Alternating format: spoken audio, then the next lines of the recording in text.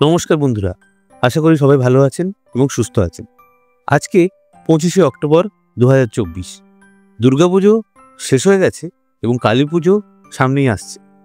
এখন আমরা কলকাতা এয়ারপোর্টে ওয়েট করছি আমাদের ফ্লাইটের জন্য, যেটা আমাদের এখান থেকে নিয়ে যাবে নাগপুর। নাগপুরে নেমে সেখান থেকে গাড়ি করে আমরা যাব তাডোবা আন্ধেরি টাইগার রিজার্ভ। আর তাডোবা আন্ধেরি টাইগার রিজার্ভের মোহারলি গেটের বাইরে একটি হোমস্টেতে আমাদের থাকার ব্যবস্থা হয়েছে। তো আমরা ফ্লাইট থেকে নেমে আজ সোজা সেখানেই চলে যাব। তো আমাদের সিকিউরিটি চেক হয়ে গেছে, আর এখন আমরা কলকাতা এয়ারপোর্টে বসে ওয়েট করছি, নিজেদের মধ্যে গল্প গুজব করছি। আর রাত্রের ডিনারটা আমরা বাড়ি থেকে করে এসেছি। আমাদের ফ্লাইট 6C862, যেটা এখান থেকে ছাড়বে রাত 8:40 এবং নাগপুর এয়ারপোর্ট পৌঁছাচ্ছে রাত 10:30।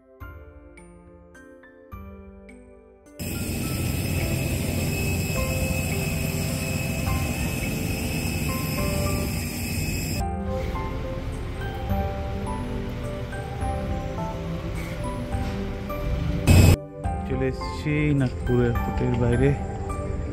এই হচ্ছে আমাদের গাড়ি। রাত 1:30 বাজে, আমরা এখনো যাচ্ছি গাড়ি করে। তাডোবার কাছাকাছি চলে এসেছি অনেকটাই, আর 40-50 কিলোমিটার মতো বাকি আছে রাস্তায় কিছু ওয়াইল্ড বোর মানে জঙ্গলি শুয়োর দেখলাম। গুড মর্নিং, আমি এখন বসে আছি আকসাস হোমস্টে, যেটা তাডোবা রিজার্ভ ফরেস্টের মোহারলি গেটের বাইরে। আমরা কালকে এখানে এসেছি রাত 2টোর সময়। কাল অনেক গভীর রাত্রে এসেছি, তাই আজকে সকালের কোনো সাফারি রাখিনি। আজকে আমাদের দুপুরের সাফারি হচ্ছে বেলারাতে।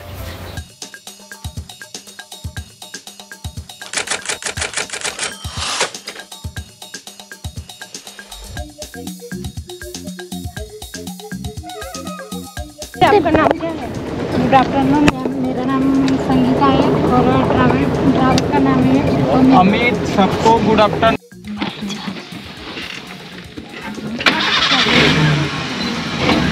शायद मैडम आनी है, ये फीमेल के पगमार्क से भी पता चल जाता है ये मेल है या फीमेल। প্রায় 45 মিনিটস হয়ে গেল আমরা ঘুরছি বেলারাতে। Still no luck. সাফারির প্রায় 2 ঘন্টা হয়ে গেল। এদিকে সূর্য কিন্তু পশ্চিমে ঢলছে আসতে। তবে কি আমরা আজকে কিছু দেখতে পাবো না? হঠাৎই জঙ্গলের মধ্যে কিছু একটা কালো মতন নড়ে উঠল।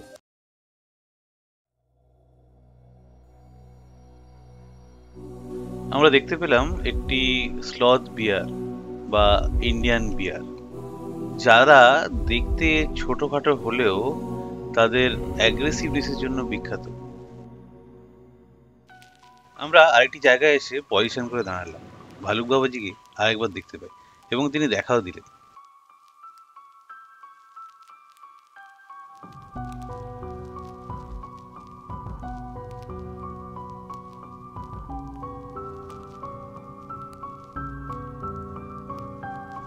একবার, দুবার এবং এটা নিয়ে 3বার, মানে বাঘ দেখতে না পাওয়ার যে দুঃখটা ছিল বেলারা জোনে, আমরা স্লথ বিয়ার দেখে সেটা মোটামুটি ভালোই পূরণ করে নিলাম। ভালুক বাবাজিকে টাটা করে আমরা হোটেলে ফিরে এলাম।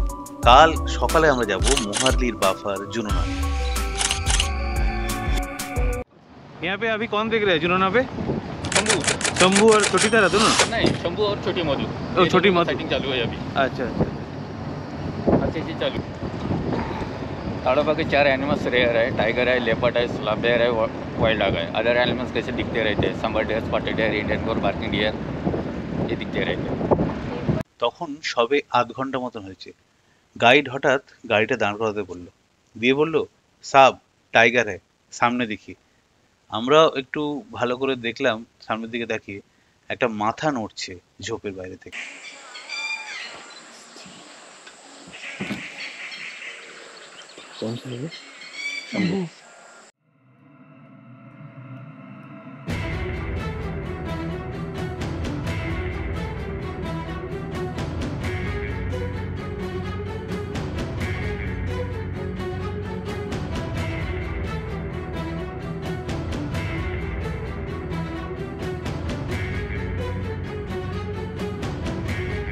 আমাদের সামনে এখন তাডোবার বিখ্যাত মেল টাইগার শম্ভু, যে প্রায় 6 ফিট লম্বা এবং 3.5 থেকে 4 ফুট উঁচু, 220 থেকে 250 কিলোগ্রামের একটি পূর্ণবয়স্ক পুরুষ বাঘ, যে মাইটি ওয়াক ডগ এবং কারির সন্তান। আমাদের গাইডের ডাকে তখন আরো 2-4টি জিপসি শম্ভুর ধারে কাছে এসে জড়ো হতে শুরু করলো। শম্ভুর কিন্তু কোনো ভ্রুক্ষেপ নেই, ভাবখানা এরকম যে দিচ্ছিলাম একটা আরামসে ঘুম, তোরা বেটা এসে কোথা থেকে বাঁধিয়ে দিলি ধুম। উল্টে এদিক ওদিক দেখছে, হাই তুলছে, একদম বিন্দাস লেজি মুড।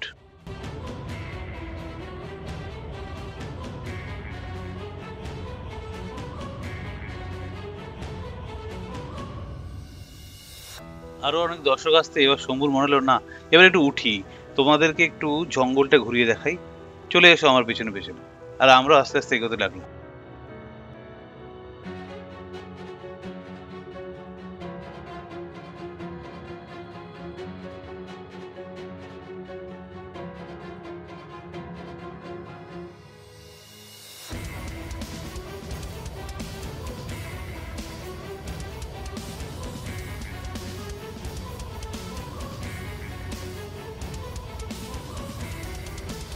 আমাদের ড্রাইভার গাড়িটাকে বাঁদিক দিয়ে একটা অন্য জায়গায় নিয়ে গেল, বললো এইখানেই আসতে পারে।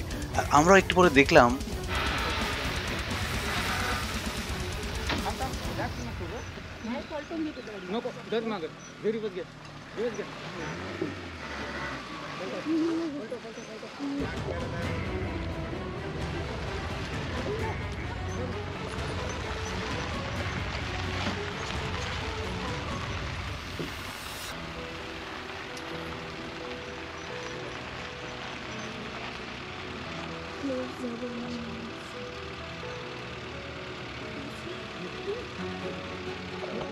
শম্ভু এক পা করে আমাদের গাড়ির দিকে এগিয়ে আসছে।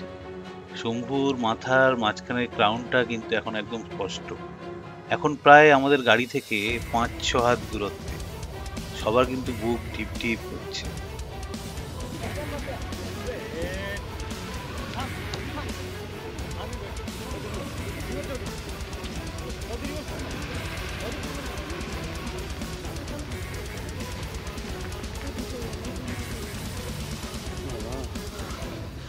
ট্র্যাক চেঞ্জ করে বাঁদিকে ঢুকে গেল, আমরা ওকে ফলো করতে লাগলাম আস্তে আস্তে। তারপর আমাদের ড্রাইভার তার ইনটিউশন অনুযায়ী গাড়িটাকে একটা জায়গায় গিয়ে দাঁড় করালো। আর তারপর কি হলো দেখুন।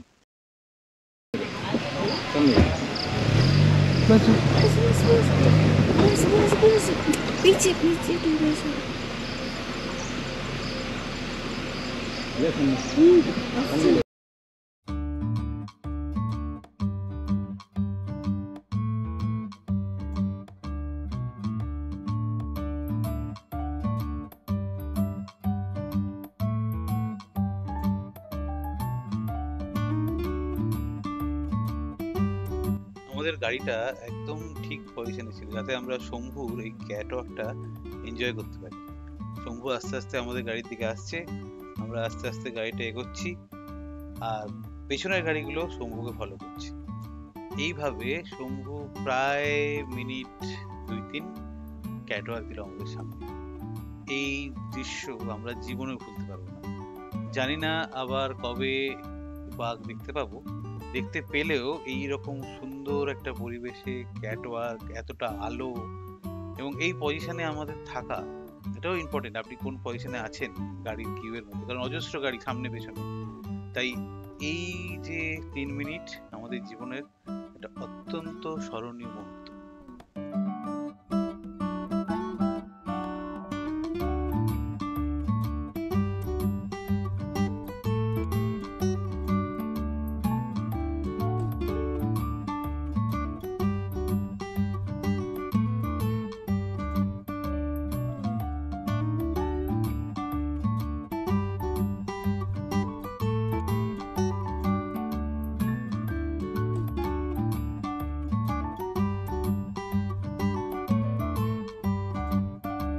ক্যাটওয়াক শেষ করে শম্ভু আস্তে করে বাঁদিক দিয়ে ঢুকে গেল, বলল অনেক ছবি দিয়েছি, অনেক ভিডিও তুলেছিস, আজকের জন্য এটুকুই থাক, একদিনে বেশি হলে বদহজম হয়ে যাবে। আপনারা যদি তাডোবার প্ল্যানিং সম্বন্ধে জানতে চান, কিভাবে সাফারি বুক করবেন, কিভাবে সাফারি প্ল্যান করবেন, কোন এরিয়াতে থাকবেন, কোথায় হোটেল বুক করলেন, তাহলে আপনারা আমার তাডোবা প্ল্যানিংয়ের ভিডিওটি দেখতে পারেন, যেটা ডেসক্রিপশন এবং আই বাটনের লিঙ্কে দেওয়া আছে। এত কাছ থেকে বাঘ দেখার এই স্মৃতি রোমন্থন করতে করতেই আমরা বাকি সাফারিটা কমপ্লিট করে বাড়ি ফিরলাম। আপনাদের জন্য থাকলো শম্ভুর কিছু তোলা আমার বেস্ট ছবি।